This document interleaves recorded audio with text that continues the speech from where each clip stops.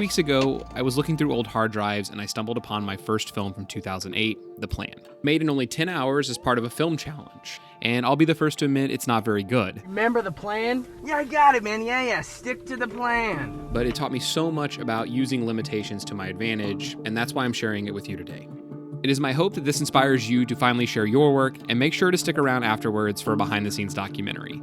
All right, without any further delay, I give you my very first short film, The Plan, from 2008.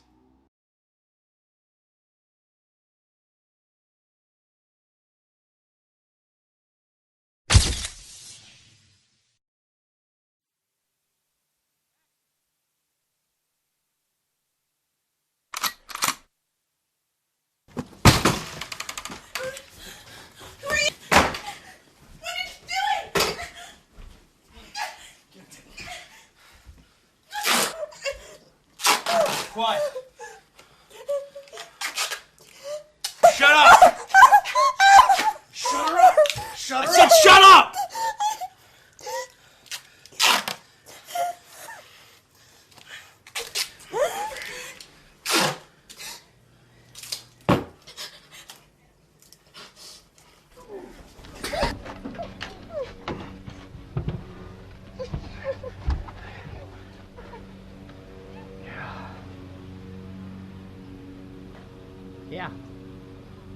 Yeah, we got her.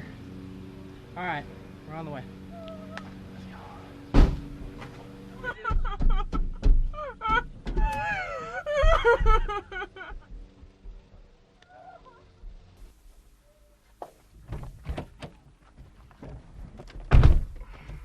Hey, we good? Yeah, we gotta be there in about 20. All right, anything change? No. Remember the plan? Yeah, I got it, man. Yeah. Stick to the plan. Gentlemen, I think we all know why we're here. Mr. Roberts has made quite the mistake, my friends. He has 50 of the finest kilos in town and has decided not to pay me.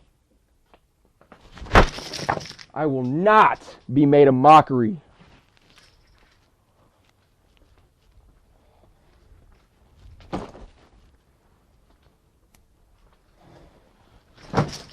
You take these bags and follow these directions. You'll kidnap Robert's daughter and take her in the trunk to the field on Sunset Boulevard. Make sure to use these guns. Here's your money. And do not let her out. Shoot through the trunk and get rid of the car. And whatever you do, stick to the plan.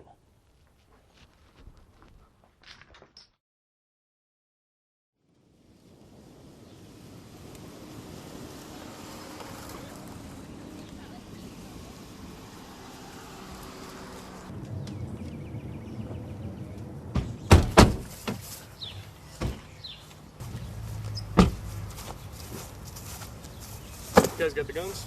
Yeah.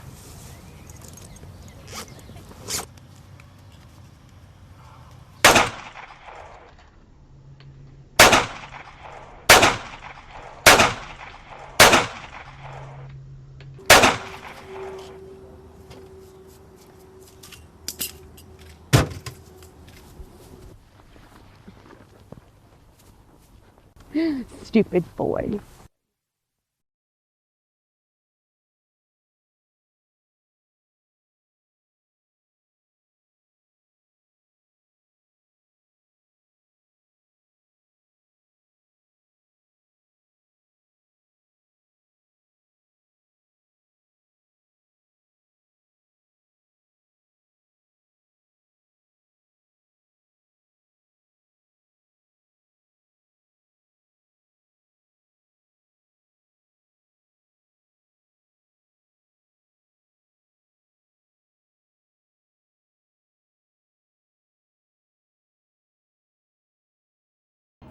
Good evening and welcome to University Magazine, produced by KMOS TV and broadcast from the campus of the University of Central Missouri here in Warrensburg. I'm Dorothy McGrath. Thanks for joining us.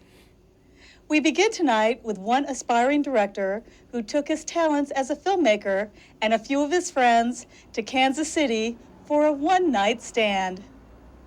Action! As the spring of 2008 began to warm up to the thought of summer, UCM junior Jerry White's short film, The Plan, singed the silver screen at Kansas City's Just Off Broadway Theater as part of the Independent Filmmaker Coalition's One Night Stand contest. My name is Jerry White. I'm a junior here at the University of Central Missouri, and I'm a broadcast and film major. I've always had a pretty bad time at writing, because I write like I speak, but when you're writing movies, that actually helps you out a little bit because you want it to be the conversational tone. So it helped out a lot to write a script instead of writing, your basic term paper. Though he has learned most of his movie-making knowledge away from campus, Jerry credits UCM's own Mark Pierce and the Foundations of Broadcasting class for the introduction to the Independent Filmmakers Coalition. I became involved in the IFC through actually, her name was Amanda Starr, and she came and talked to Mark Pierce's class for Foundations of Broadcasting. And I kind of blew it off at first. I was like, because it was so far to drive, and then I ended up going up there, and it's a really neat group of people. So I started going up there. I was going for about 3 months, and then this competition came up, and I thought this would be the best one to kind of get my foot in the door. Well, we actually, for the day of the One Night Stand, which is a 10-hour film competition, I didn't decide to do it until about 7 days before. So I already had friends coming up. We were going to work on another guy's project, and didn't really like the script. So he gave me the idea. He's like, well, why don't you just do one for yourself? And I was like, oh, that sounds like fun. And so 7 days before, I rounded up 4 actors. Actually, our female lead didn't show up until 7:15 that morning. I'd never met her before, which she turned out to be phenomenal.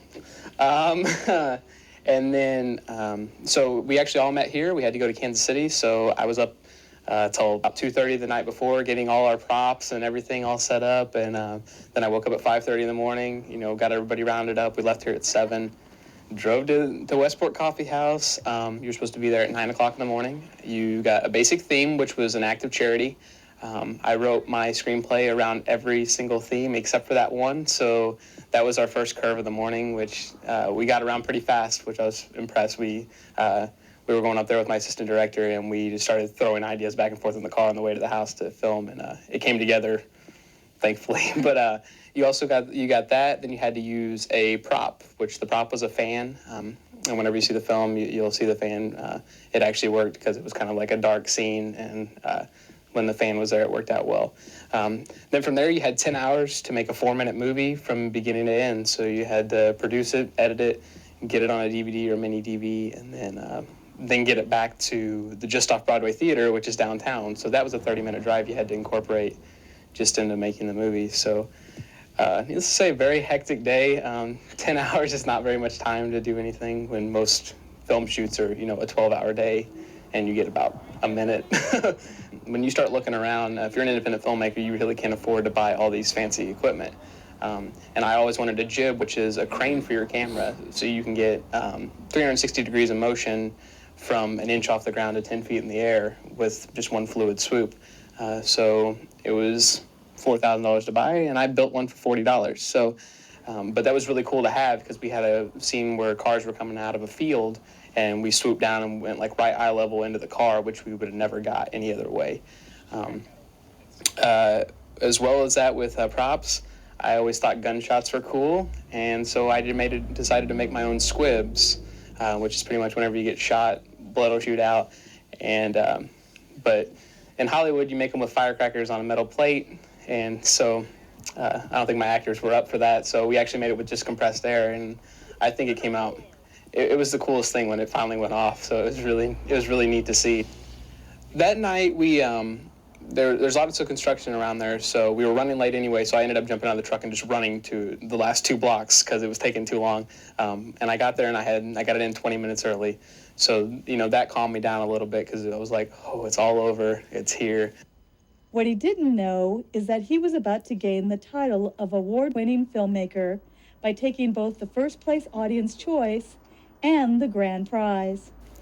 At the end, they said the audience choice award, and they said my name, and I'm like, oh, cool, it made it all worth it to come. And then 4 awards later, the grand prize, and they said my name, and I didn't even, I was like, all right, let's go home. And I'm like, what? Not me.